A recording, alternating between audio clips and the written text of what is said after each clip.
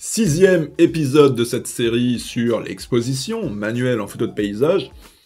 Sixième épisode certes, mais c'est surtout un complément d'information en fait à l'épisode précédent, puisque je voulais revenir un petit peu sur ce que je vous ai montré dans l'épisode 5, vous apporter en fait quelques précisions supplémentaires. Et dans l'épisode précédent, justement, j'avais fait une petite parenthèse sur la pure exposition pour vous parler de la profondeur de champ, puisque les deux facteurs sont liés, ouverture et profondeur de champ. Et pour vous parler de tout ça, j'avais utilisé ces 7 photos pour vous faire la démonstration. Et ces photos, pour vous faire la démo sur la profondeur de champ, eh bien, je les ai faites avec des ouvertures différentes, hein, qui vont de f2.8 jusqu'à f22. Et pour simplifier les explications de cette vidéo précédente, pour que tout le monde comprenne bien en fait, eh bien, j'ai volontairement parlé uniquement de l'ouverture sur ces exemples. On a comparé uniquement les F, sans parler des ISO, sans parler du temps de pause. Ça, c'est un choix volontaire que j'ai fait pour simplifier les explications. Mais maintenant, vu que vous avez bien compris hein, l'impact qu'a l'ouverture sur la profondeur de champ, eh bien, je voulais revenir un petit peu sur les réglages que j'ai utilisés sur les 7 photos démo pour que vous compreniez bien, en fait, comment j'ai pu obtenir une exposition similaire alors que j'ai utilisé des ouvertures différentes. Comment c'est possible? D'autant plus qu'au début de la vidéo de l'épisode précédent, au début de l'épisode, je vous avais fait une autre démonstration qui montrait aussi différentes photos avec un changement d'ouverture, mais cette fois avec un changement d'exposition. Certaines photos sont plus lumineuses et d'autres sont plus sombres selon l'ouverture choisie. Donc 2 démos avec un changement d'ouverture à chaque fois, mais sur une des démos il y a l'exposition qui change, alors que sur l'autre démo l'exposition ne change pas du tout, toutes les photos ont la même luminosité. Alors, l'explication, elle est simple en fait. Pour la première démo que je vous ai fait avec le temple d'Angkor Wat au Cambodge, sur cette première démo, c'est uniquement l'ouverture qui a changé et aucun autre réglage, donc l'ouverture seulement a été modifiée, les ISO j'y ai pas touché, le temps de pause également j'y ai pas touché, donc là en jouant uniquement sur l'ouverture, ça impacte la luminosité de la photo avec une photo plus claire avec une grande ouverture et une photo plus foncée avec une petite ouverture. Ok. Dans la deuxième démo maintenant, sur les 7 photos, l'ouverture, elle change à chaque fois. On va de f2.8 jusqu'à f22, et donc là, théoriquement, si ça fonctionnait pareil que sur la première démo, eh bien, toutes les photos hein, devraient avoir une luminosité différente en fonction de l'ouverture, justement. Sauf que là, eh bien, c'est pas le cas, hein. Toutes les photos ont la même luminosité. Alors, l'explication, elle est simple ici. Si l'exposition ne change pas, si les 7 photos ont la même luminosité, c'est en fait parce que j'ai compensé l'exposition pour que les 7 photos aient exactement la même luminosité, pour qu'on puisse en fait hein, faire une comparaison de la profondeur de champ sans être influencé par la luminosité différente à chaque fois. C'est plus visuel, plus parlant comme ça. Donc j'ai compensé l'exposition, et ça veut dire qu'en plus du réglage d'ouverture qui change sur chacune des photos, eh bien j'ai également changé un autre des 3 facteurs qui influencent l'exposition. Et ici, en l'occurrence, c'est le temps de pause que j'ai modifié à chaque fois pour que les 7 photos aient une luminosité similaire.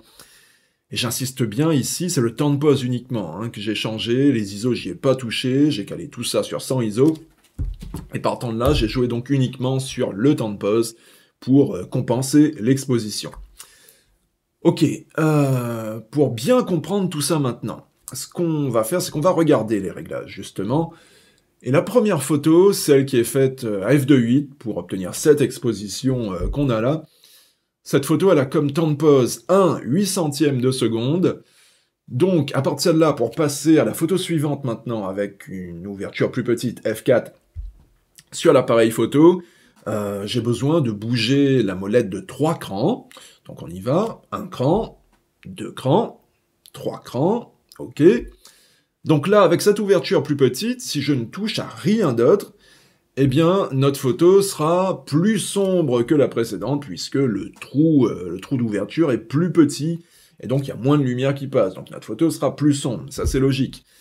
Mais moi, dans la démo que je vous ai fait dans l'épisode précédent, eh bien je ne voulais pas justement que la photo soit plus sombre, je voulais qu'elle soit toute avec une luminosité similaire pour simplifier les explications, donc j'ai dû compenser cette perte de luminosité, engendrée par l'ouverture plus petite, en utilisant un temps de pause plus long.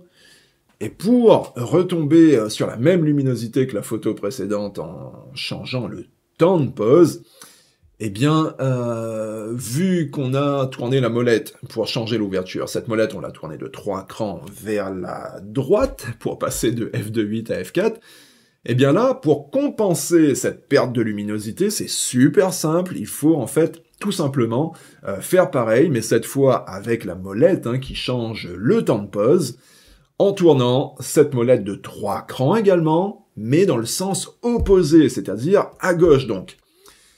Donc on tourne la molette à gauche pour compenser la perte de luminosité à cause de l'ouverture plus petite. Donc là, on est passé de 1/800e à 1/400e. Donc là, vous avez vu qu'en jouant de manière équitable sur l'ouverture et le temps de pause, 3 crans d'un côté, 3 crans de l'autre, eh bien, en faisant ça, ça permet d'équilibrer, de compenser la perte de luminosité qu'on a d'un côté par un temps de pause plus long de l'autre, avec au final donc une exposition similaire dans les deux situations grâce à cette histoire de compensation. Et ensuite, sur exactement le même principe, c'est comme ça que j'ai réalisé le reste des photos. J'ai utilisé à chaque fois une ouverture de 3 crans plus petit, et à chaque fois, j'ai compensé la perte de luminosité avec 3 crans de temps de pause plus long.